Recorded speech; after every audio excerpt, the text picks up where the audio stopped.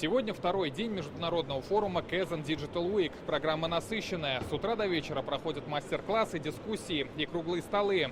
Особое внимание интеллектуальным транспортным системам. Казанская компания представляет систему непрерывного выявления дорожных инцидентов. При обнаружении искусственный интеллект автоматически предупреждает водителей об опасности с помощью табло. Сервис уже используют на участках трассы М12. Планируют применять и в Татарстане, в том числе на новой дороге Шали-Бавлы. Это программно-аппаратный комплекс отечественной разработки.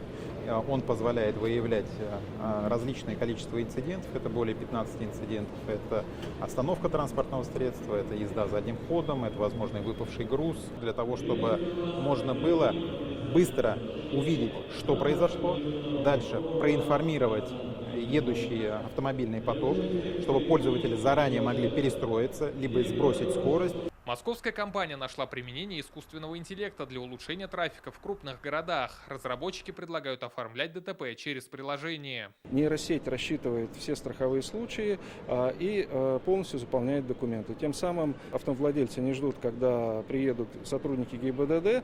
Быстро можно уехать после аварии, не теряя время на ожидание, и тем самым нет пробок. О развитии интеллектуальных транспортных систем говорят за круглым столом. В Татарстане продолжается цифровая трансформация дорожного движения. Сегодня республика – передовой регион страны по управлению транспортными потоками. Только в Казани действует система умных светофоров, метеомониторинга, регулирования движения и многое другое.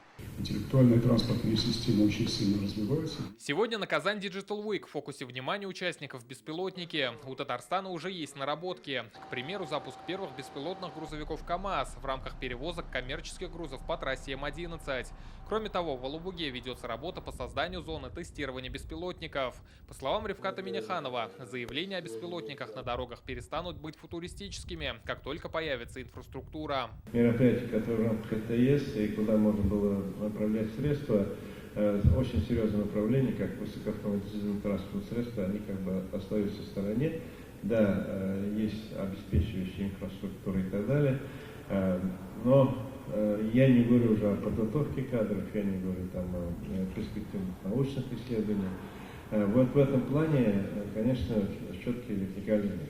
По мнению экспертов, сегодня необходимо создать единый центр компетенций, который будет решать вопросы по беспилотникам. Мы его инициируем, продвигаем на протяжении последних 4-5 лет, наверное, обосновываем всячески. Если он будет создан, назначен и определены и координаты, и функции, компетенции и периметр организации, которые входят в этот центр компетенций, это будет значительный прорыв. Развивать беспилотники не только на земле, но и в воздухе будут в Иннополисе. Сегодня на полях форума подписано соответствующее соглашение. Цель – обеспечить взаимодействие в рамках создаваемого сейчас национального проекта беспилотной авиационной системы на территории Республики Татарстан и стартовать здесь ряд инициатив. Это инициативы, связанные со сбором, хранением, обработками данных.